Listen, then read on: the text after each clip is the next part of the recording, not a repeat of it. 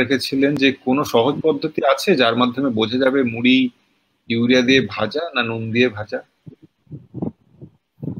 সহজ পদ্ধতি বলতে একটা তো ওই ফিনাফথলিন ইন্ডিকেটর যেটা পাওয়া যায়, ওই ওই ইন্ডিকেটরটা জোগাড় করাটাই একটা কঠিন ব্যাপার অনেকের কাছে, সাধারণ মানুষ সেটা ই করতে চায় না, পারে না। তো সেই জন্য এই ব্যাপারটাতে আমরা বেশি সবসময় বলি না। ওই ফিনাফথলিন ইন্ডিকেটর যদি দেওয়া হয় এবং সেই একটা জলের মধ্যে, সেই জলে যদি মুড়ি দেওয়া হয়, তাতে যদি দেখা যায় যে ওই ওই ওর কালারটা যেটা হচ্ছে মানে নীলাভ মানে একটা তো রেড হলে এক ধরনের অ্যাসিডিক থাকে, বেসিক থাকলে হচ্ছে আপনার ওই ব্লু কালার হয়, তাহলে বুঝতে পারবেন যে ওর মধ্যে ইউরিয়া দেওয়া আছে। তো ওই ফিনাফথলিন যে ইন্ডিকেটর, ওইটা আপনাকে জোগাড় করতে হয়। সেটা খুব একটা বেশি ইয়ে নয়। আপনি আহ, বিভিন্ন মানে কেমিক্যাল, যারা ফুডের কেমিক্যাল বিক্রি করে এইসব জায়গায় পাবে, এখানে ইন্ডিকেটর হিসাবেই পাওয়া যায়, ফিনাফথলিন ইন্ডিকেটর।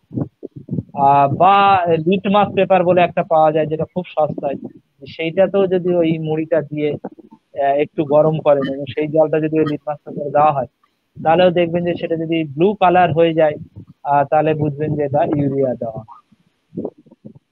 বাদ বাকি এই এমনিতে মুড়ি দিয়ে যদি একটু জলে ভেজানো যায় ইউরিয়া যুক্ত মুড়িতে একটা একটু সফিস্টিকেশন হয়, একটু মানে মানে ওইটার উপায় হচ্ছে অনেক সময় মুড়িটা দিয়ে সেটা যদি আপনি খুব ভালোভাবে ঝাঁকান, ওই ওই গ্লাসে খুব শেক করতে হবে, তাতে উপরে একটা ফোম মতো চলে আসে। হ্যাঁ, তো যদি সেটা হয় তাহলে ইউরিয়ার থাকার সম্ভাবনাটা আছে আর কি। আর সাধারণ যদি ইউরিয়া ইউরিয়া ছাড়া যদি হয় তাহলে ওটা হবে না, মানে জলটাকে জল হিসেবে থাকবে আর কি। এবং সেই জলটার মধ্যে একটু সল্টি সল্টি জলটা হবে। যদি আপনি মুড়ির জলটা এটা তো একটা প্রিলিমিনারি আইডিয়া তো অবশ্যই পেতে পারে। একেবারে ঘরোয়া বলছি যে কোনো আমি ততক্ষণ পদ্ধতি গেলাম, জাস্ট ঘরোয়া ভাবে যদি খুঁজে নেওয়ার চেষ্টা করা।